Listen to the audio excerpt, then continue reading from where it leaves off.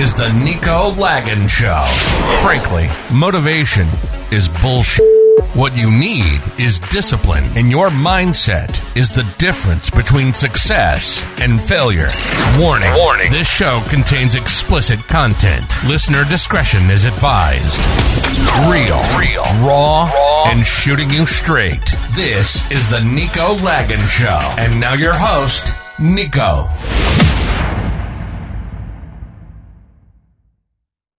What's going on, everybody? What's going on? I have the pleasure to be sitting with Remi. What's going on, brother? It's going well, man. Nice to see you again. Been a while. It's been a while because we all know why, because 2 years off almost of everything. Yeah. Now things seems to be normal again. Back to normal, yeah. The new normal, I guess. I fucking hate that word, man. The new normal. Hey, no masks, so. At least, yeah. Yeah, because that was driving me nuts. Yeah. I won't lie, that was driving me nuts. Yeah. Not being able to see people's face. I'm a very sarcastic person. How many times have I been to a store where I'm being stupid with the person that's there? I'm just messing around. But it's hard to tell when you're just like this and people are looking at me like I'm absolutely nuts. Yeah. Which I think I am, but that's beside the point. So tell me or tell us what you do, why you do it. Oh, man. So I'm a real estate broker in Ottawa. I'm the team lead for the Morvan real estate group here in Ottawa. I used to own a brokerage of my own, and we'll probably get into that because especially the last 2 years has definitely given me a lot to think about and where I'm taking my business and my investments and things like that. Because I think there's more to life than just working, your ass off and not enjoying yourself. So, I'm lucky to be, successful in the real estate industry, but now I have, a new plan on taking that and then, putting it into different aspects of my life to be able to have more time with my kids and not sacrifice. I'm not saying sacrifice your business or your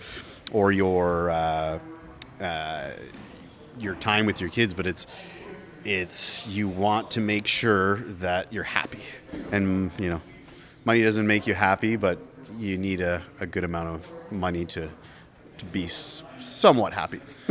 You said a word that most people don't understand what it means anymore, and it's sacrifice.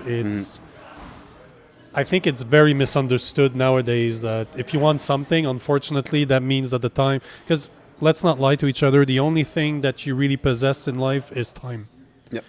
However you choose to spend it is 100% on you. You can sit on your ass watching Netflix, or you can be working on yourself, trying to make you better, try to develop something like a business like you did. Yep.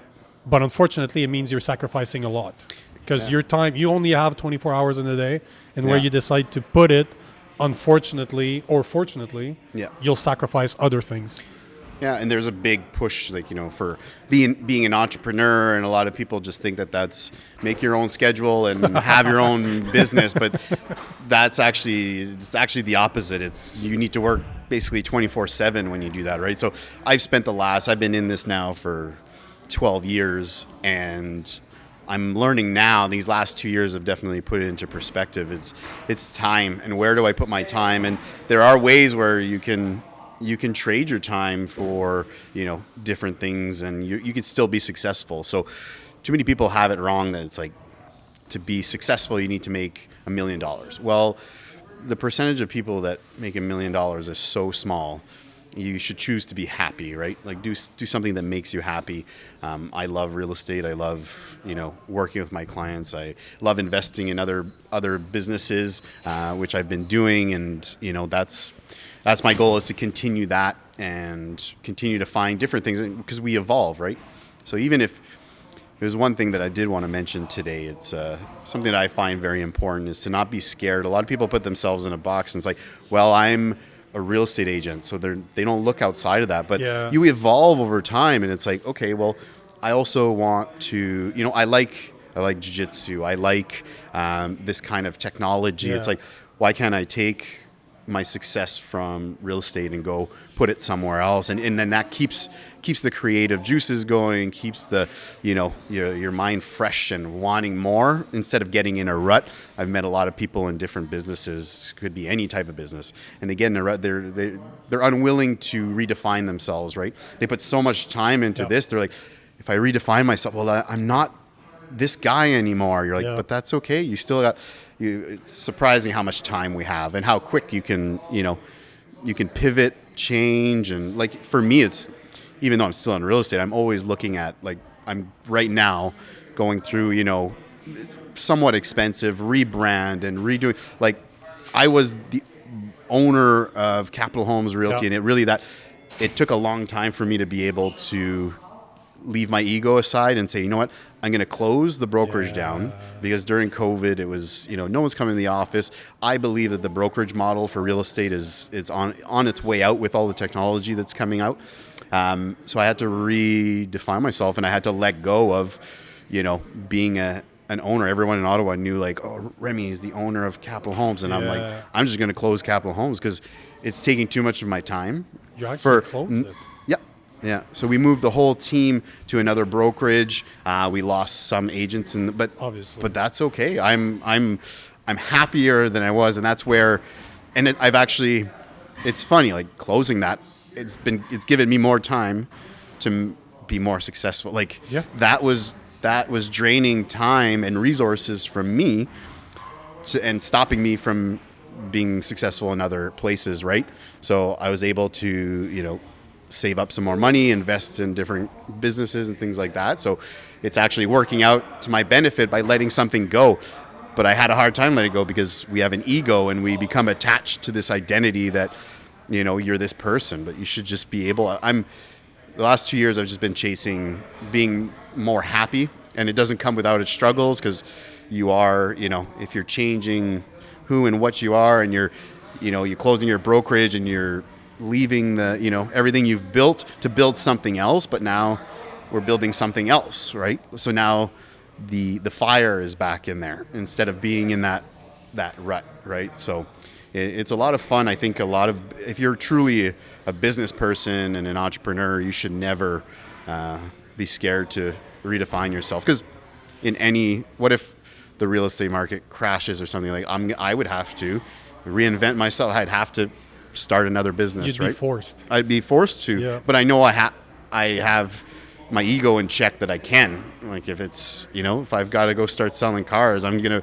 be the best damn car salesman I've ever met. But it's like this is a brand new podcast. You're like, hey, I'm going to reinvent the whole show and, focus more on, helping high achieving men. And like it's absolutely.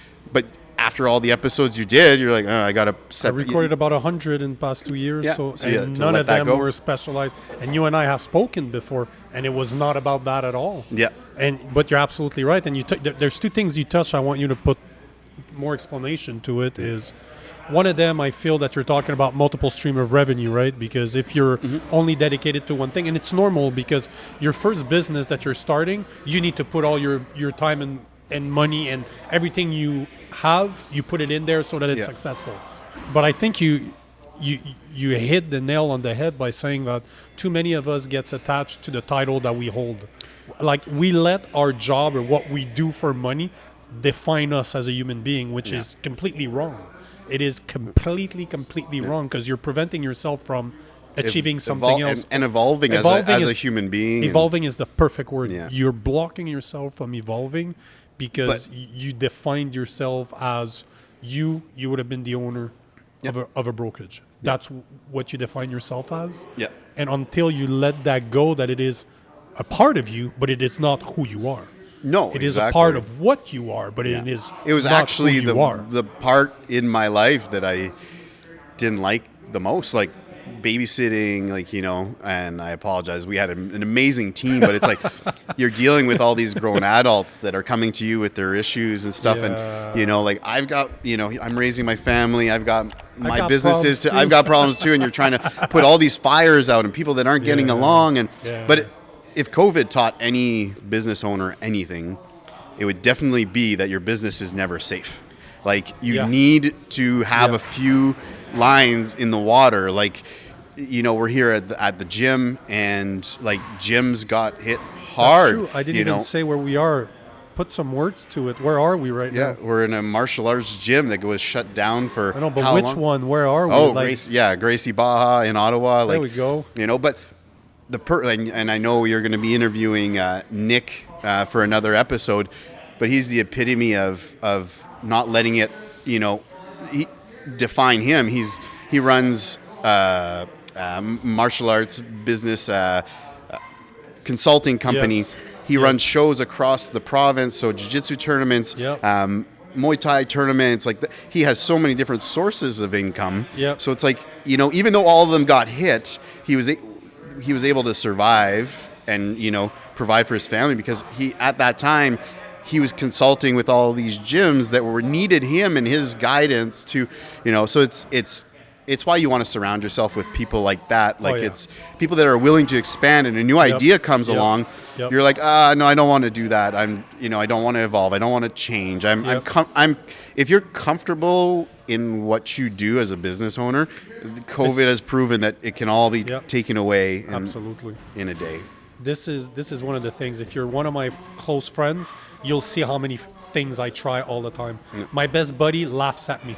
Yep. He's like, we were talking about it. We were smoking a cigar the other day, and we're just talking. And he's like, the amount of stuff that you try, and I'll try it. Does it talk to me? Do I enjoy doing it? Don't like it. Okay, try something else. Yeah. Oh shit, I like this. Let's develop this. Yeah. But I never stop looking. Yeah. A lot of people, even like the amount. When I first started in real estate, like I had to build a business, and I tried everything, every type of marketing. Like. Yeah. From stupid Snapchat videos to like just things, and people were like, "Why are you? Did you try OnlyFans? Is that so? No, I'm not good looking enough, so I had to. But maybe you're hung like a horse, though. Who knows? I'll leave that to me and my girlfriend. To the imagination, But yeah, like you just need to try things, and I remember. I was very big on video when I first started. Yeah. And agents were like, "Oh, how are you doing so well? It's only your second year." I'm like, I'm putting out a lot of educational content. And they're like, "Well, I don't want to do that." I'm like, "Okay." But like you want to stick to the traditional real estate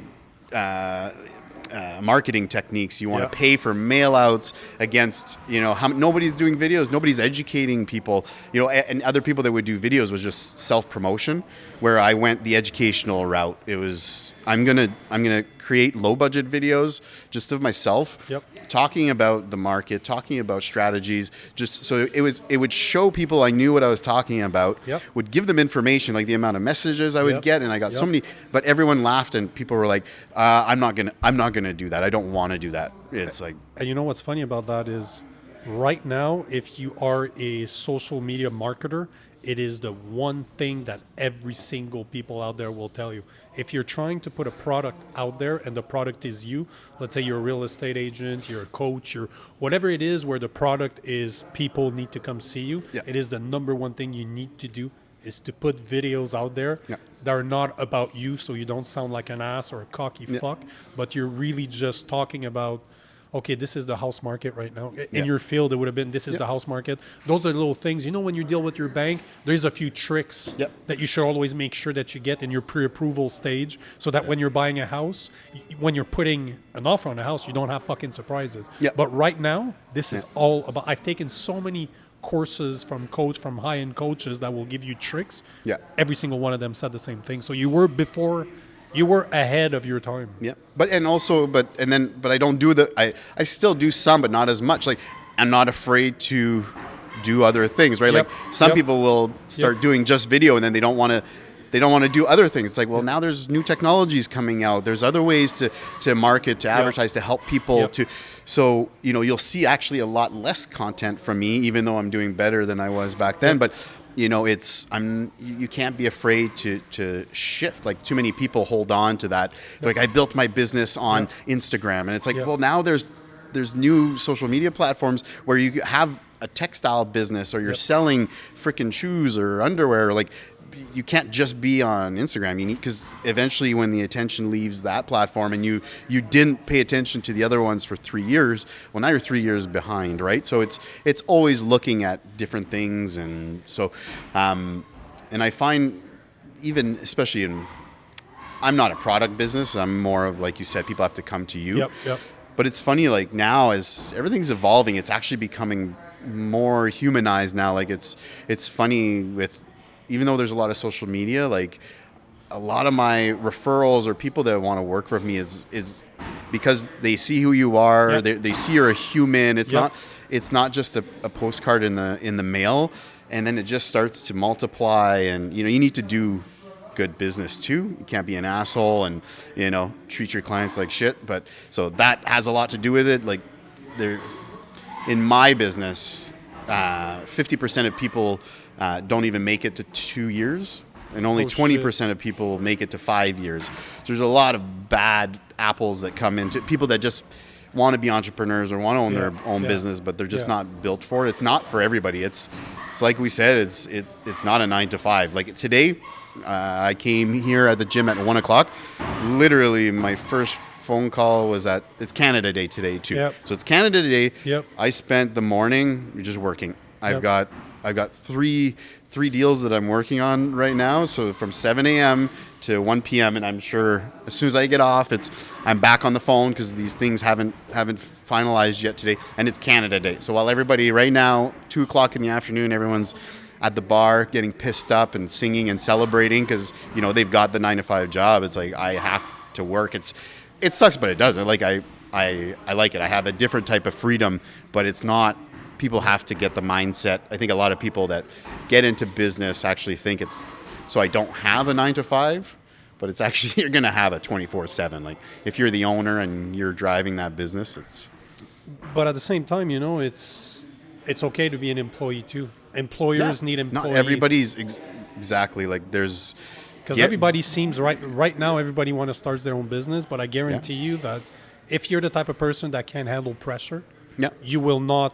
It's easy to do a 9 to 5 because you have an assured paycheck every 2 weeks. Oh man, sometimes during like the 12 years of doing this and even having a business before that, and it's like there were low times where you're like, you know what, I should maybe just go get a job, like And I don't know if you follow Gary Vaynerchuk, but like he says it very well. Like not everybody. He's a maniac. I love that guy. But he said, like you're saying, and it like pretty much the same. It's what's wrong with being an employee, an employer, number 3 at company X, or like why does everyone wants to be number 1? Well, all the responsibility, pressure, everything relies on the owner of that company. He'll hire other people, but you don't have the ultimate responsibility sitting on your shoulders because a lot of people can't handle that, and it's okay. There's nothing wrong with being the director of sales instead of being the CEO. Like more money and more responsibility does not mean the CEO is happier. He's happier than you are. You might be you might be a lot happier. I agree, man. I fully agree with you. It's a misconception. I think it's because it looks cool. I think people like to say that they own their own business. But it's not the same thing. And again, there's nothing wrong with being an employee. But it takes a special type of person to be an employer. Especially at the beginning. Especially when you're starting, because I've heard this story so many times where people are debating. They started a business. They're in a point where they've been doing it for a year or two, and they're like, fuck, should I get another job now? Because it's hard. It's the same thing as what you were saying. Within 2 years, you said, what, 80% of people are gone? 50% of agents, they're gone within the first 2 years. And within the 5, there's only 20% left. So 80% don't make it to 5 years. And those 20% are very successful, though. Yes. That's like the old saying of 20% of agents will do 80% of the deals. So you've got the other 80 vying for the last 20%. So it's very true, especially here in Ottawa. Like it's that really rings true. But it's it's high achievers. It's willing to take risks, and there's just agents. This is the word right there. This is the word. You said sacrifice up to now. Risk is the second powerful word. You have to be ready to go broke. Yeah. And people are not ready to do it anymore. Well, they're not willing to do it at the cost of, like, they want their weekends, they want their, like, there's goes tons with of people risk and with sacrifice. Yeah, they're like, I want that directly. vacation, but it's like, but should you put, so, you know, and I know someone personally where, like, you know, they sell their house and then I know how much money they made, and then they should have at that time, especially at that time, should have bought 2-3 houses. But they bought a new one, and then you could see the truck, the, you know, the motorcycle, the stuff like that, and you're like, man, you're spending money on these depreciating assets. I wouldn't even call it an asset. Non-assets. Yeah. Of these liabilities, these depreciating liabilities where you could have taken that, but no one wants the short-term pain, right? Like, it's, I'd rather like, I have $100,000, I want to invest it. Yep. Like, I don't want to, like, you know, I think a lot of people don't think maybe I'm as successful as I am because you're not flashy. Yeah, like, my car is 2013, so it's 10 years very soon, and you know, I don't need an upgrade. It gets me from point A to point B. I save the money that I can save to invest in other things, like, you know, and it's to be open to opportunity. Like, you know, an investment that I made was into a roof truss company. So a company that will manufacture roof trusses, and it's being built right. The facility is being built right now. So that's like a long term, like, that will hopefully really help in retirement. That's a risk. Yeah, 10, 20 that's a years risk. down It's the not road. even open. We have, like, you know, by now, like, there's sales and stuff already coming through because it's going to be the most high tech roof truss company anywhere near Ottawa. But that was a risk, and a lot of people they don't want to make those investments or take those risks, and that's what holds them back. Like, my kids are going to be raised to jump off that cliff, like, just Isn't it fly. you when we spoke, because that stuck to me, I'm pretty sure it's you that said that actually touched my heart when you said that. You were talking about one of your boy that was debating going to college or starting a company, and you told him that the money you were planning to put on college, you'd give it to him in order to start. In order to, if that he chooses to start a business, you'll give it. But he better be serious. He better show me a good plan. You better have a good idea, because it's you know, too many people don't want to do the job, but they also maybe their idea is shit too. Like, sometimes it's like, you might have the work ethic, but you also you're not chasing the right dream. Yeah, like, you have to make sure it makes sense. But yeah, my kids, for sure, I think they would learn more. And what's wrong with going to school at 23? If his idea at 18 fails, he can go get a job and go to school at 23. Like, you're so young. Like, I still remember my father's 40th birthday, because, like, my aunt had made him 40 Cupcakes? No, not cupcakes. Des tartes, comme des what are those called? The little sugar pies? Yeah, little sugar pies with the raisins in it there. What is that in French? Jesus. Fuck. It's going to drive me nuts. But anyway, so he opens the box and there's 40 of them, and it's over the hill. You're so old. Like, I'm turning 40 next year, and I'm like, man, like, I'm just getting started. My 20s, I made a bunch of mistakes that I shouldn't have done. Partnered in businesses where I should have just done it myself. But I learned. Yep. 30s, I grew. I took risks. They paid off.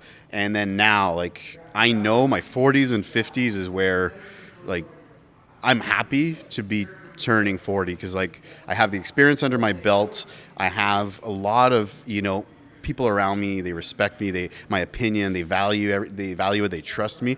So the next 20 years should be so much easier. Like, I've done the hard part. I think, like, there's going to be lots of hard parts and ups and downs, but it's don't be shy to fail when you're young, and, like, you know, when you're 20 years old, like, you have no idea how you're going to feel when you're 40. Like, I'm not old. Like, I've got gray hair, but I'm at least I'm just getting started. Yeah. Could be worse.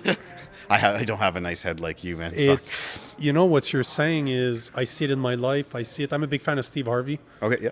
I love the way he speaks. And he was explaining something in a video that I saw where he said that in his 20s, he fucked his life up. Mm-hmm. He spent his 30s fixing up the stupid shit he did when he was in his 20s to become in his 40s. That's when he started to make money. Yeah. And it's so funny because I am in the exact same situation where I did so many stupid shit. I would go that I fucked up starting in my teens. Yeah. I went back to school in my 20s just like this. I had a third year of high school and I went back in my 20s. Yeah. So I went back to school. 30, I try to figure out. 20s, you figure out what you should and shouldn't do. Yeah. By 30, you should have an idea of what you want. Yeah. Exactly. You try Use that your idea. 20, yeah. But if you look at most successful men out there, they did not know success before their 40s. It's normally when you start, because you're old enough, you're mature enough to know, okay, those are my strengths. Those are my weaknesses. Fuck my weaknesses. Let's concentrate on what I do great. What is it that I do great?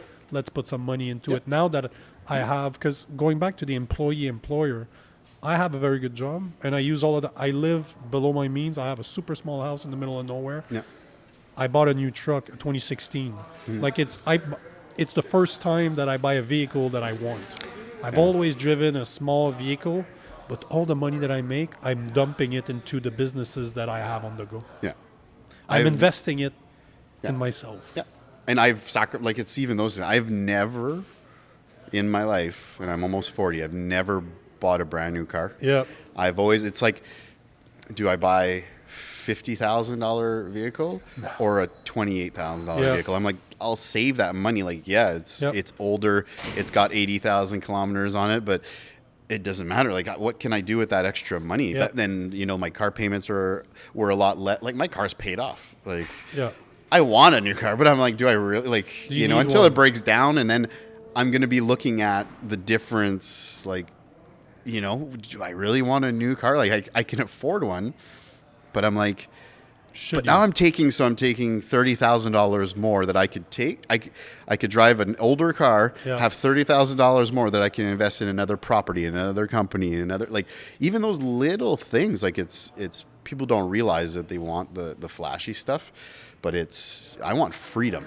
I want to invest so I can have more freedom, not fancy things. Like I do the trips with my kids. I do the trips, I've traveled a lot. That's what I like to do. I want freedom, and I want to be able to travel. Yep. But I don't need a nice car. Like, that's not what makes me happy. And you had touched on a point where, like, being young and not being successful till you're 40, but the internet and social media really changed that. Everyone thinks that they see these successful 24-year-olds, but like, they're the exception. They're the exception. The very like, you're small gone, exception. But don't give up. Like, you can do it when you're 40, and chances are there's a 98% chance you're gonna have to wait till you're 40. Yeah, no matter what.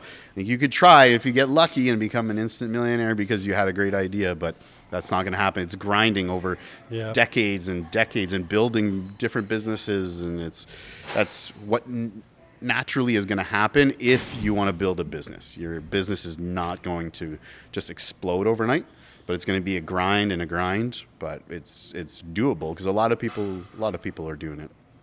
What do you think about real estate as an investment? Because that's something that I see most people are very scared of doing, especially right now, But there's two type of people during a recession. There's poorer people are going to keep on getting poorer. Richer are going to get richer, and you know why? Oh, I'm buying when and this is a point I'm trying to put across to a lot of people and a lot of clients that I speak to. Yeah, we're like, but recession's coming. Yeah, but fuck recession. The recession will bounce, but it will eventually. History repeats itself. Absolutely. So right now everything's on sale. Yep. But how would you suggest? Because it's a mindset. Yep. You really need to have a special type of mindset to realize that when everybody's selling, that means it's cheap. Mm-hmm. That means you're buying it cheap. When no one is buying, I'm going to be buying. Like and when everybody's selling, you're buying. When everybody's buying. And another thing, like I've purchase properties with partners. Like you don't have, everyone wants to just be a self-made Yep. millionaire. It's like if you don't have the cash, say you have 50,000 and it's not enough. Yep. And you want to buy this duplex or Yep. triplex. It's like, just go find partners you trust and they'll each put 50. Now all of a sudden you have enough to buy the place. And that mitigates your risk. Yep. No, you don't own the building alone. But Doesn't matter. now, then in 3 years, 5 years, when the market rebounds, you refinance that property, you go buy another one. And with no cash, like now it's no longer your cash. It's just been the cash that this property has generated, right? So it's like most of the properties that I have, and we just sold one about a year ago, but like we have zero money in them. So now, like we refinance, pull all of our money out. Now let the tenants pay it over for 20 years. So we'll have these homes, and we have $0 in the property. So I understand what you're saying, yeah. but the mindset, yeah. no, but forget the mindset.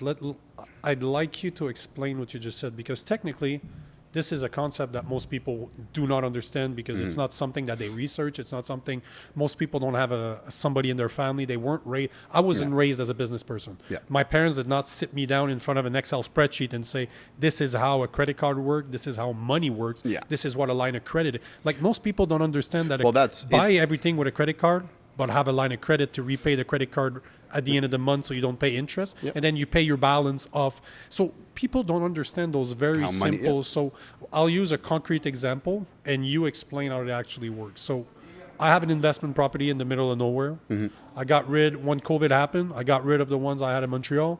I just went to live in the middle of nowhere, the one that I used to rent out on Airbnb. Now I'm about to leave. I'm about to leave Canada in a month and a half. I'm just truck, trailer, my motorcycle, and we're leaving. My girlfriend and I will leave, and we'll find a place. We'll buy probably a couple properties. If we find something cool in the U.S., we'll end up in South America somewhere. So I want you to explain as a broker, I have a house. I have a lot of equity in the house. Mm-hmm.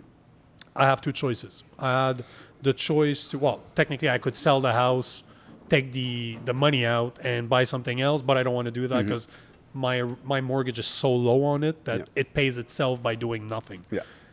So I had two choices. I could either refinance the house. So we'll use numbers are easy to understand. So let's say the house, I have 150 grand left on the house. The house is worth 500. I have 350 grand of possible equity in the house. Yeah. So let's say there's two choices. I can get a line of credit and say the bank's going to give me 80% of the equity that I have in the house and say, whatever, use it. I don't pay interest until I use it. The line of credit can be there for 2 years until I do something. Everyone should have a HELOC. Everyone should. It's just sits there when you sign a mortgage. You should have a HELOC because opportunities come and the money is right there. Bang! If I find a house right now, I can put 20% down. But done. People are scared to. They see like. Yeah, I have a $180,000 line of credit, but I don't want to touch it because there's interest on it. It's like, but if your investment will make more than the interest on it, right? Just investing into the SP 500 over the past 70 years has produced about 10% a year. Yeah. So you could literally take a line of credit, take 50 grand, dump it in the SP 500 for 10 years, you will make more money. But most people don't understand that. Yeah. It takes balls to do it, it seems like. But so you have your line of credit, and then you could refinance your home, which means you could go see the bank, say, I want you to give me 500 grand, but then my mortgage on my house is 500 grand compared to the line of credit where if my mortgage is 150 grand, it stays 150 grand. I pay the interest rate of the line of credit if I so choose to, if there's an opportunity that arises, compared to when I take the money, I start paying interest the day that the money is deposited in my account. Yeah. So can you explain to people why would you do the HELOC, which is the line of credit, or why would you refinance your house and have a higher mortgage, but you get all of the money up front instead of 80% of your equity when you do the line of credit? It really depends on the strategy you're going to use, because even though that HELOC is there, which I think everyone should, but the bank, when you go purchase, they do see that you have that much credit available. If it ends up affecting your credit, if you're trying to buy multiple places, for me, it depends. Like if you can refinance before the deal, like you already have a HELOC on it, right? that's sitting there? Oh no. Oh, okay. No. I'm redoing a full renovation on the house. Okay. So I'll be done in a month. The day that reno is done, the evaluator from the bank is showing up within 10 days. Okay. And I'm doing the HELOC. Yeah. Yeah. I think like you're going to be, if you're keeping that house and you're going to be Airbnb-ing Yep. it, and you know that you can rent it for, more than that. You can still I can double my money right now. Like renting wise with the new prices on Airbnb, everything costs me half of what I can. So I can literally double what my mortgage, what all of my properties expenses are. I can double it per month by renting it the way I used to rent it. Yeah. Yeah. So I see that as that extra couple of grand. I can take it. The new house that I'm going to buy, I can take that money off, pay for the reno, pay for everything on the other house. Yep. So I never really, my first house pays for the second will pay for the third. Yep. It's exactly how, like, This is the mindset but this is one of the four businesses or the four things I'm doing as revenue streams. But the question I have for you is, when would you choose one over the other? When would you choose the HELOC over the refinancing and having a new mortgage that's higher? That's the equivalent of your full price, let's say 500 grand in the example that we're using. It's to be honest, and I hate to give a blank statement, it would be very situation dependent. And working with like a mortgage broker, you'd be able to find out when you can, or like which one is better at the time.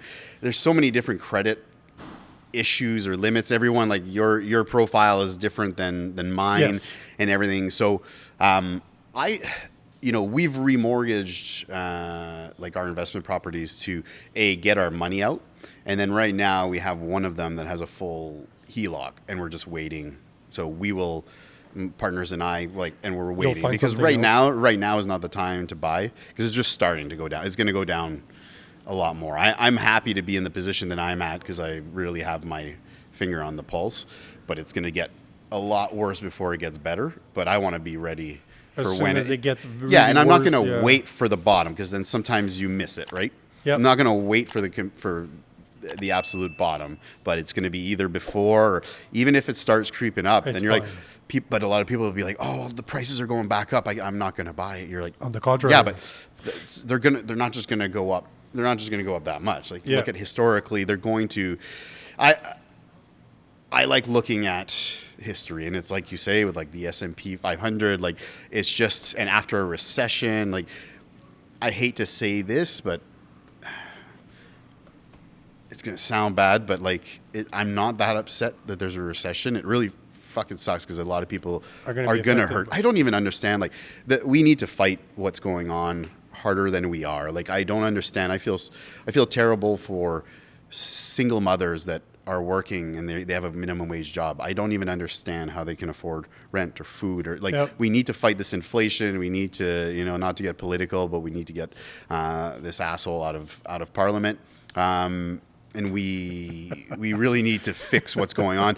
The problem, someone was telling me yesterday, that's very, into the politics. Yeah, there was a chart of every prime minister in Canada's history, their debt load. He spent more than every other prime minister in history. Isn't it like he spent twice as much as every single other prime minister combined? Yeah. But everybody's just, well, I was getting free money, so that's awesome. And it's like, well, it's not free money. It comes at a massive cost, and now we're about to pay for it for the next little while, right?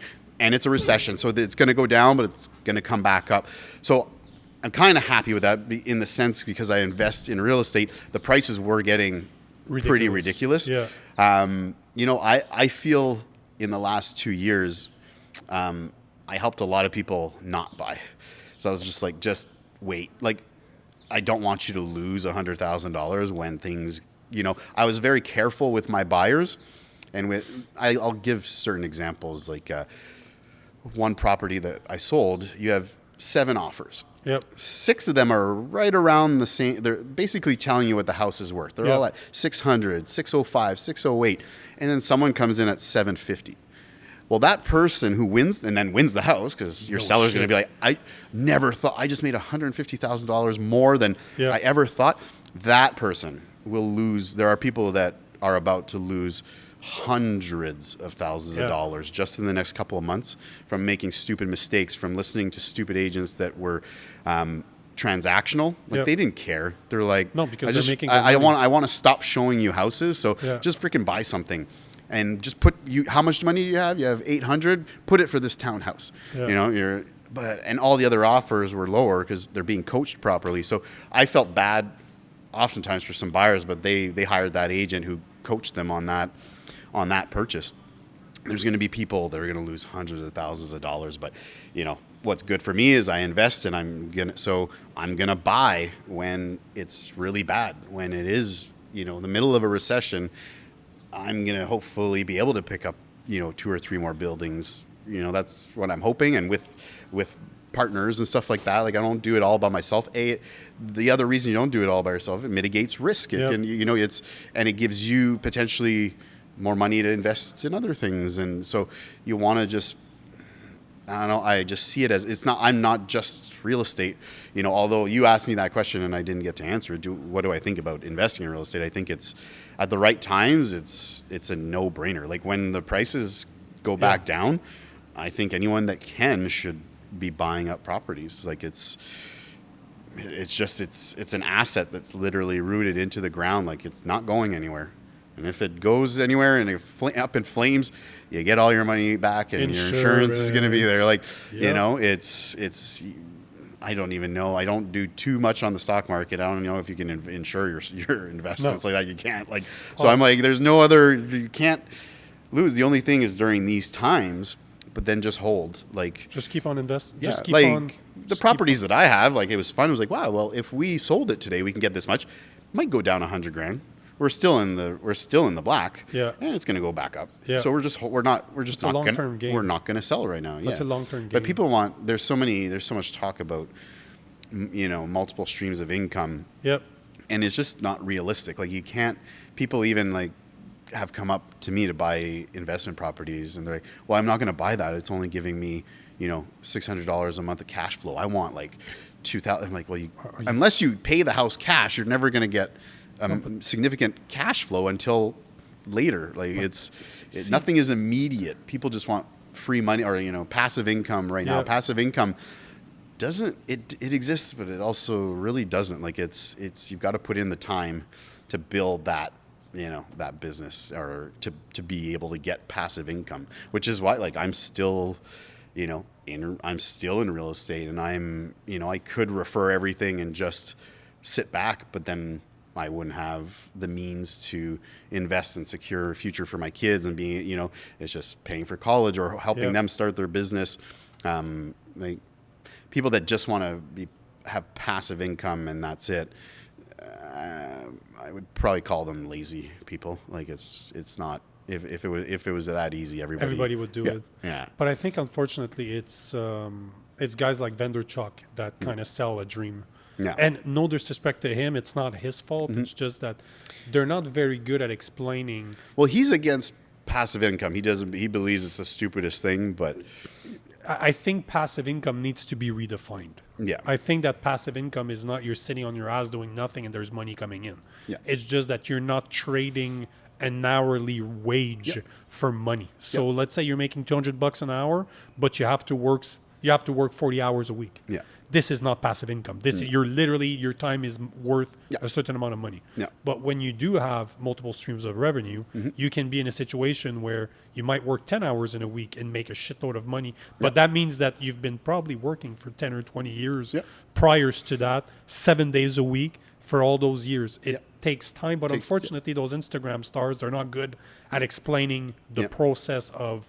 We see Vanderchuck now. I remember Vanderchuck when he took over his dad's little wine shop and was doing YouTube videos. He had hair back then. It's fucking hilarious, but I remember that guy from then.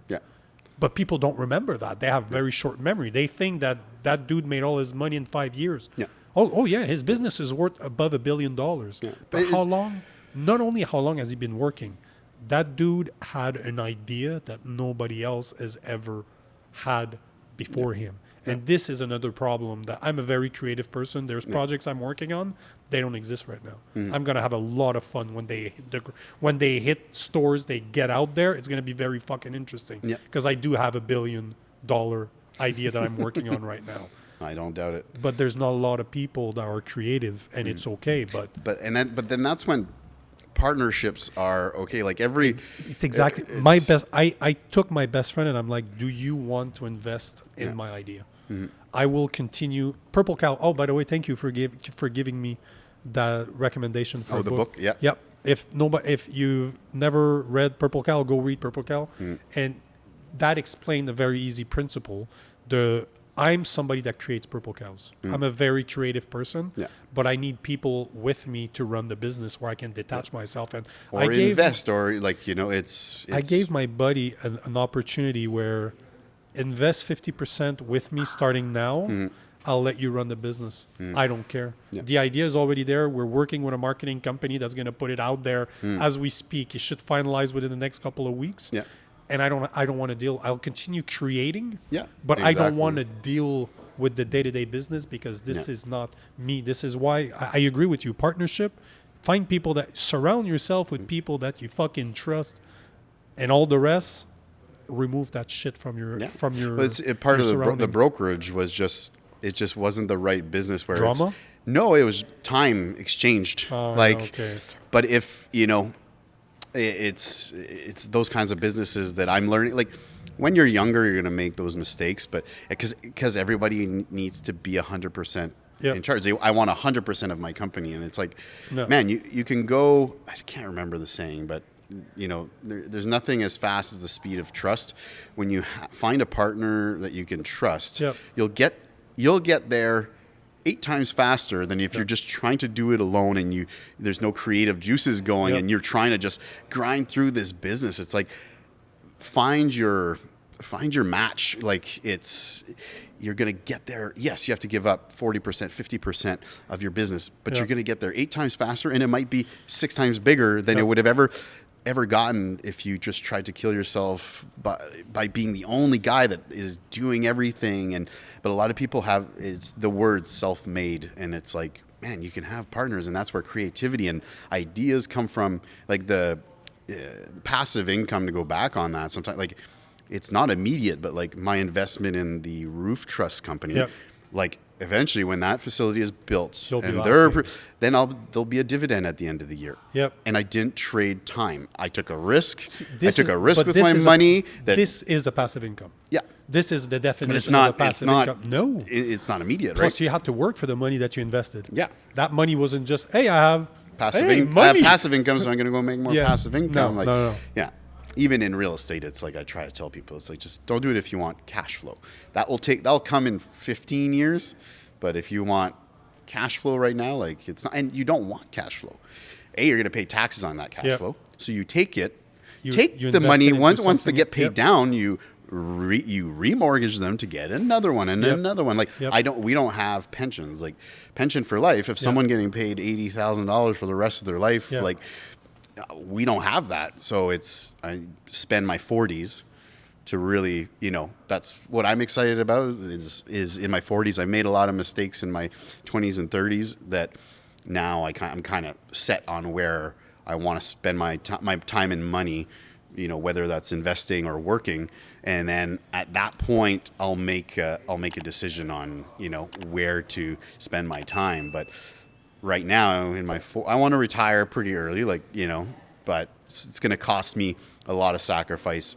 For the next 10 years, if I want to retire at 55 or 50, I'm going to have to sacrifice a lot in my 40s. So that means I'm not buying a fancy car. I'm not, but I'm going to sacrifice again in my 40s so I can travel in my 50s. I've seen too many people wait too long and work too long and not make the right choices, and then they get to retirement and they can't enjoy it. Their body gives out or something. You work till you're. I told my parents so much. I'm like, spend your money. Like, stop. I don't want. Me and my sister don't want or need, what you're gonna leave behind. Like, go have fun. But like, be frugal. Like in your retirement. Like, just buy whatever you want. Don't worry about, it's a $30,000 four-wheeler. Like, go buy the damn four-wheeler. Like, don't save it. I know their financial situation to a certain extent. I'm like, you can get it. But, my dad's an investor. He's got all his stocks and all that. So, but I don't want, I want to leave my children a good, healthy, either start to life if I go early or, but I don't want to leave my kids a lot of money because they're not going to want to work hard for it, right? I think it's even Warren Buffett's not leaving his kids anything. Yep. I don't think he's donating. Oh, no, I think it was in a month or so he wants his fortune to be spent. To be spent? Yeah. In charities and stuff?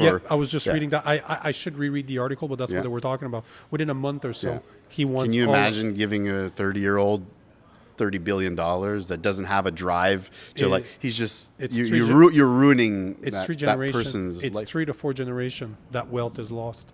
Yeah. So let's say that the grandfather worked his whole life to make money.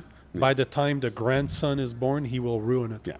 I want my kids to not need I'm going to be pushing them, whether that's they become even if we're going to have a shortage of trades, it's like, go get your electrician's license and then start your own electrician company or plumbing or whatever. If you don't like your boss at your start your own. Start your own. Yep. And, you got to learn how to run a business properly. And, you need to know what your expenses are going to be and how to run it and how don't hire too many people right off the bat and things like that.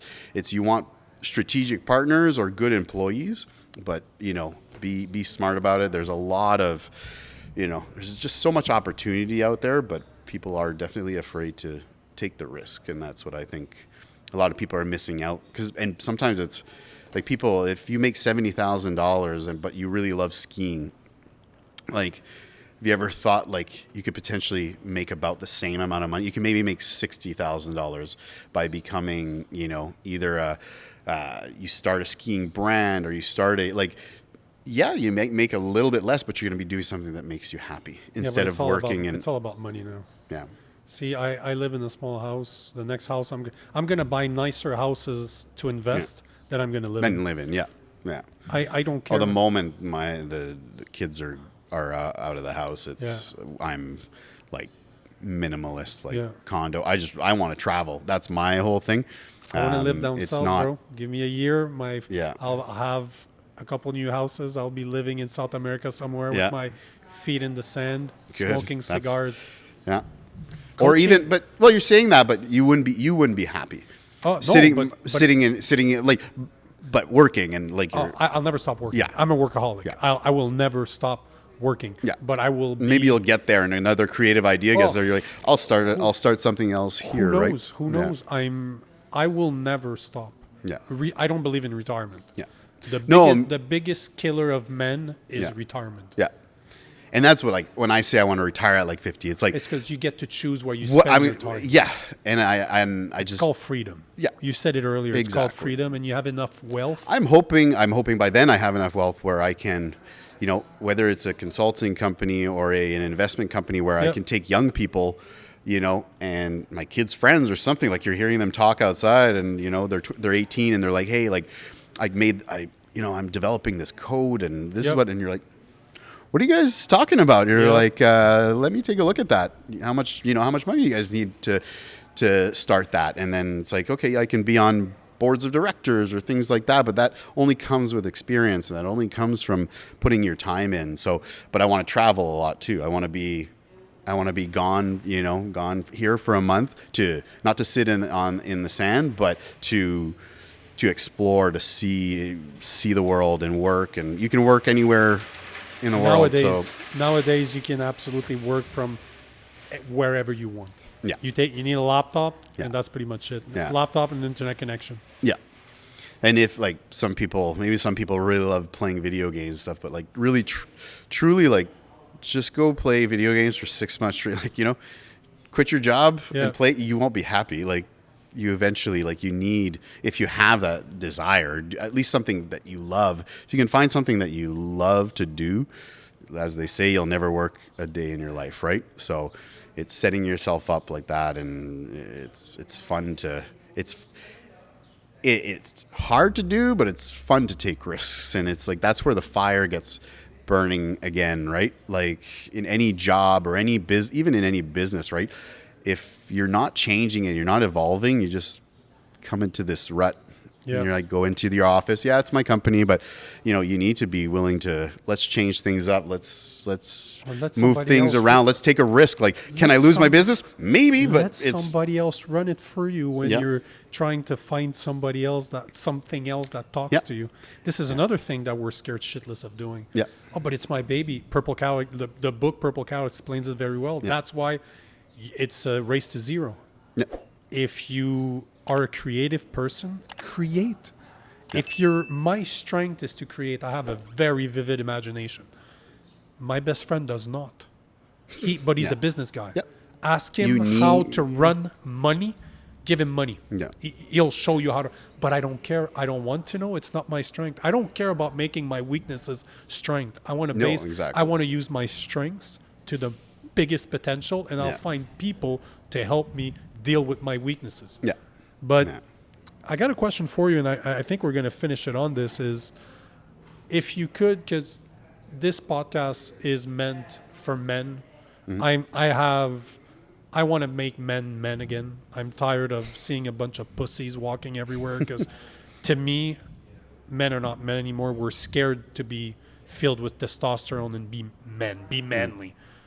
In this perspective, what would you say to a 20 or 30-year-old that has high dreams, but that's discouraged? That's because I don't believe in motivation. Like, motivation to me is fucking bullshit. I believe in discipline. I believe that if you put your mind to something, motivations is based on your emotions, right? Mm-hmm. However you feel that day, that's how high or low your motivation will be. But discipline, I do all the shit I need to do on a daily basis when I really don't fucking feel like it. So what would you say to people in their 20s, 30s that are trying to figure out what they want and they're getting discouraged?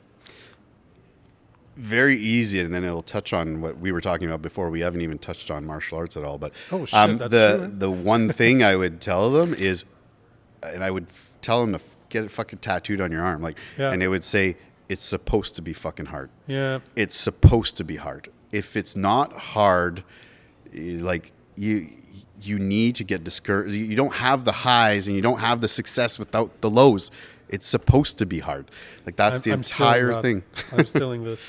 I do t-shirts, bro. So I'm definitely it's supposed to be hard. Passive income. I get 10% off the t-shirt sales, but it's supposed to be, and it's exactly like we were talking about with martial arts. Like when I used to be a professional fighter, like the fight wasn't hard. It was the training. It was the getting beat up at the gym and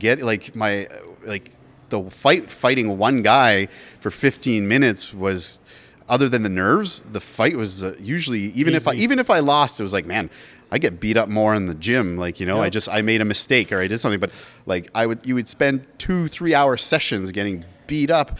And that's what always told me. And like one thing that evolved from martial arts to business is wherever you put your time in, you're going to have success. Like, look at me today. Like, you watched me train. So I haven't been in for like 2 months. Eight weeks, you lazy motherfucker. Sucked. I'm out of breath. But it's a clear reminder. Yep. I've prioritized other things in the last little bit, and just shit going on in life too. But I'm like, I'm not on the mats. I don't deserve to be good until I come back and put my time in the mats. Like my body, if you want fucking muscles, go work out.